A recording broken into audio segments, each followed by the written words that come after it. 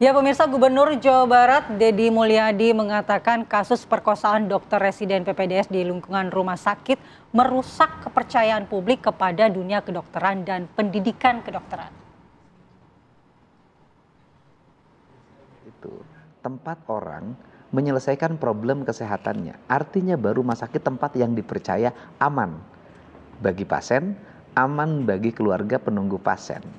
Sehingga audit terhadap orang yang berpraktek di rumah sakit perlu dilakukan agar peristiwa serupa tidak terjadi lagi.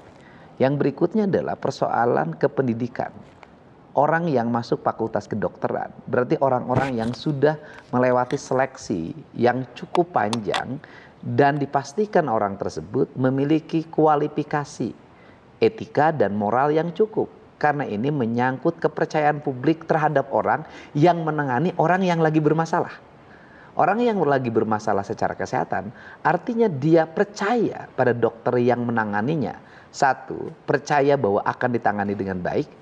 Yang kedua, percaya bahwa diagnosanya dilakukan secara objektif. Yang ketiga, percaya bahwa obat yang diberikan, terapi yang diberikan, petunjuk dokter yang diberikan adalah petunjuk yang didasarkan pada aspek akademis dan aspek moralitas. Inilah prinsip-prinsip dasar yang harus menjadi orientasi utama, apalagi dokternya.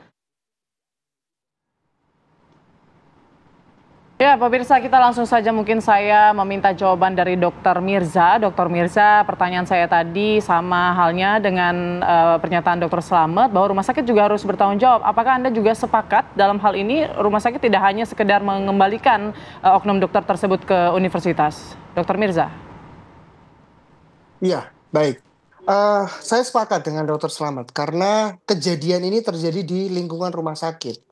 Tentu rumah sakit juga harus memberikan keterangan bagaimana atau bertanggung jawab bagaimana ini bisa terjadi di lingkungan yang harusnya menjadi safe place atau zona aman buat para pasien dan keluarga pasien atau penunggu pasien tentunya. Dan bagaimana mungkin, ini yang saya mau pertanyakan, bagaimana mungkin obat itu bisa keluar? Ya, jika obat itu diambil dari rumah sakit, bagaimana mungkin obat itu bisa didapatkan oleh residen semester 2, R2 ya sebutannya kalau di dunia pendidikan kedokteran spesialis, R2 itu bisa mendapatkan obat itu dan bagaimana mungkin dia bisa membawa pasien tanpa diketahui oleh orang lain di rumah sakit itu dibawa ke suatu tempat yang sepi yang tidak ada orang. Ya, saya dengar kabarnya itu gedung belum digunakan atau ruangan itu belum digunakan atau bagaimana mungkin dia bisa membawa itu tanpa diketahui orang lain lalu tanpa diketahui oleh kakak kelasnya. Padahal seorang residen yang mahasiswa kedokteran yang sedang menempuh pendidikan spesialis yang junior itu gerak-geriknya di rumah sakit tentu akan pasti diketahui oleh seniornya karena pasti akan selalu minta izin kepada seniornya untuk melakukan suatu tindakan bahkan untuk sekedar memeriksa pasien ringan begitu itu juga harus lapor kepada seniornya ya dan bagaimana mungkin ini bisa terjadi tanpa ada kelalaian dari kedugaan kelalaian dari pihak rumah sakit. Ya, Dokter Mirza, kalau dari DM-DM yang masuk ke sosial media Anda, karena banyak rekan-rekan PPDS juga yang mend-DM Anda informasinya, apa sebenarnya yang mereka sampaikan terkait dengan pengawasan maupun mungkin mentoring yang dilakukan di lingkungan pendidikan PPDS, sehingga kejadian seperti ini bisa terjadi? Ya, jadi banyak DM yang menceritakan kisahnya kurang lebih serupa. Serupa dalam artian bukan mengalami perkosaan seperti ini ya, tapi terjadi pelecehan atau indikasi pelecehan seksual begitu.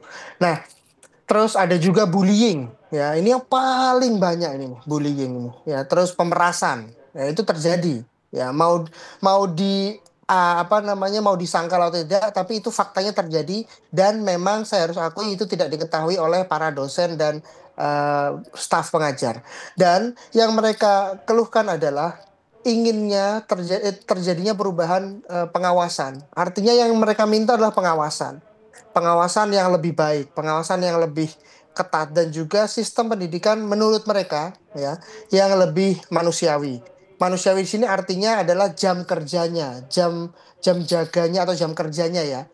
Memang ini saya bisa bilang ini bukan official karena kalau official dari kampus tentu akan ada jam kerja oleh seorang residen. Artinya berangkat masuk jam berapa, pulang jam berapa itu ada. Cuman kan setelah itu akan ada yang unofficial, yang dari kakak kelasnya, dari seniornya, yang memaksa mereka bisa berada di rumah sakit lebih dari 24 jam, bahkan 36 jam, 48 jam, dan itu selalu terjaga. Jadi ini menurut saya tidak masuk akal sebagai manusia normal begitu.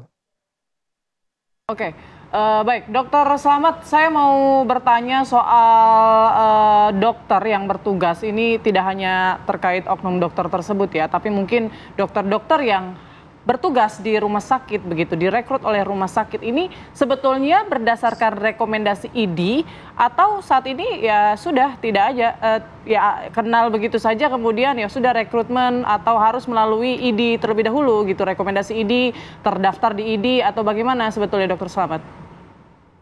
Ya, dulu sebelum tahun 2023 ada persyaratan sebelum mempunyai surat izin praktek baik residen maupun dokter ada rekomendasi ID. Di rekomendasi ID kan kita menseleksi mengenai etikanya ya.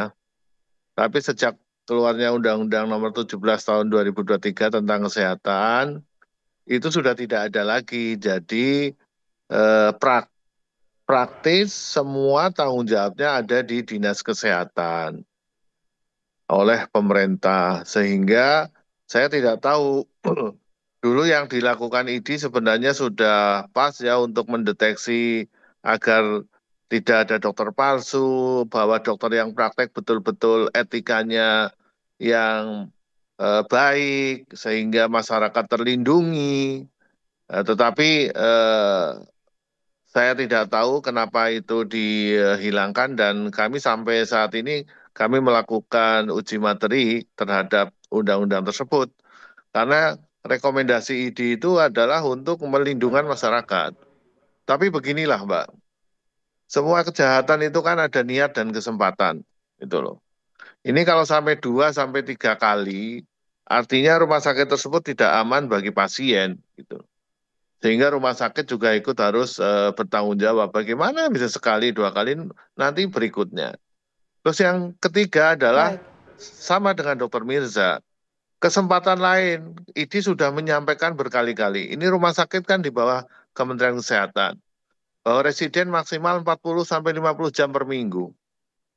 Kalau di atas itu maka ada kesempatan di rumah sakit, dia tidak ketemu keluarganya, mempermudah untuk berbuat kriminal, bullying, dan lain-lain. Sehingga ya, sekarang kita akan membuat sistem yang baik atau tidak. Gitu. Niat kejahatan di semua profesi ada, cuma ada kesempatan atau tidak. Nah sampai 2 kali, 3 kali, berarti kesempatannya banyak ini. Jangan-jangan yang lain ada juga, kan gitu loh. Nah yang perlu diaudit juga rumah sakit, kenapa ini bisa terjadi. Padahal rumah sakit itu harus aman bagi pasien dan keluarganya gitu. Terima kasih Mbak. Baik.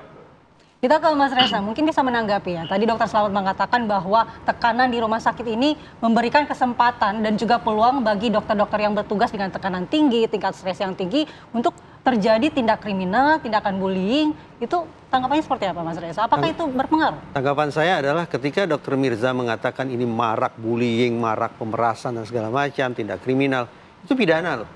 Pertanyaannya, berapa banyak kasus-kasus pidana, peristiwa-peristiwa pidana di lingkungan rumah sakit masuk tidak dalam radar organisasi?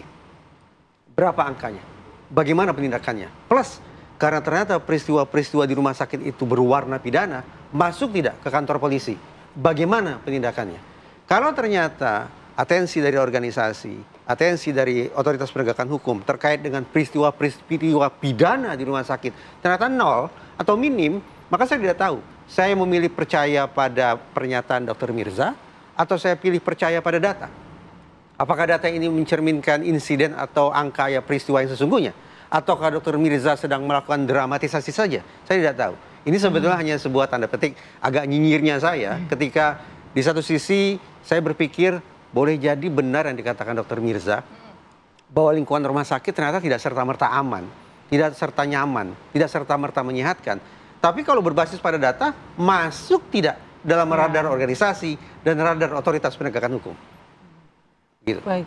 Oke. Mungkin tanggapan langsung dari Dokter Mirza? Dokter Mirza, ini aduan-aduan yang Anda terima ini alasan mereka mungkin tidak melaporkan, kenapa harus lewat Anda begitu, baru berani bicara setelah kasus PPDS ini viral, itu apa sebenarnya Dokter Mirza?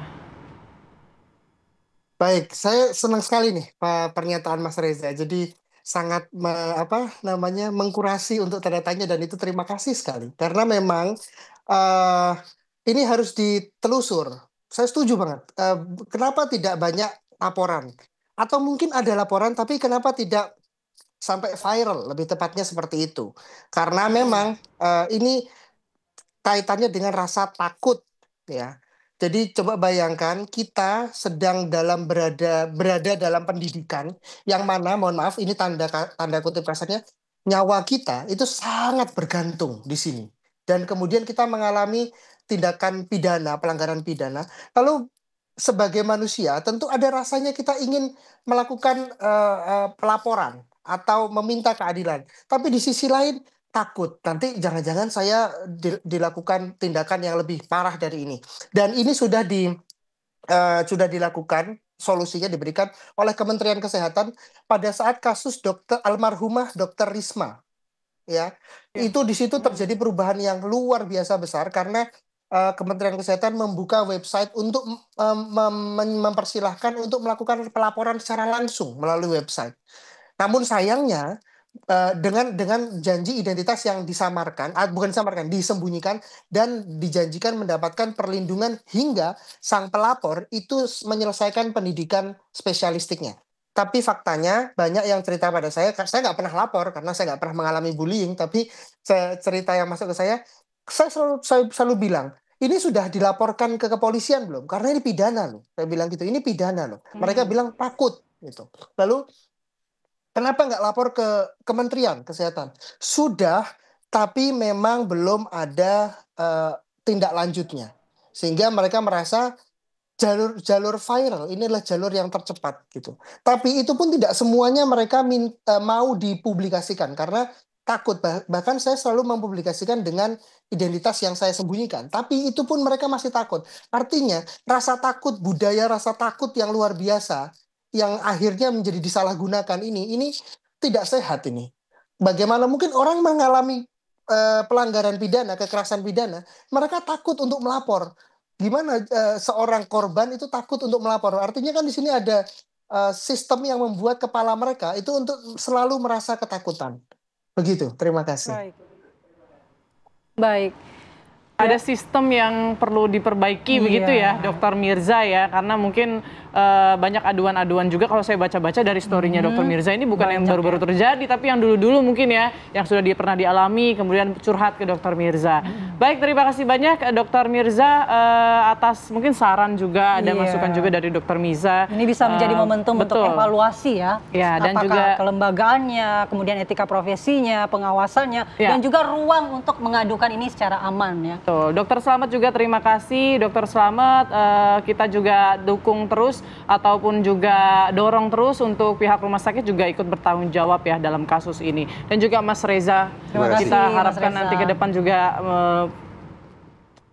pikiran-pikiran, prediksi-prediksi ataupun juga solusi-solusi, catatan-catatan untuk penegak hukum begitu atau untuk kedokteran ini sendiri Selama saya masih jadi sehat. pertimbangan ya. Selama saya masih sehat. Iya, kita nantikan nanti. Sampai ketemu lagi Mas Reza. Terima kasih banyak. Selamat pagi.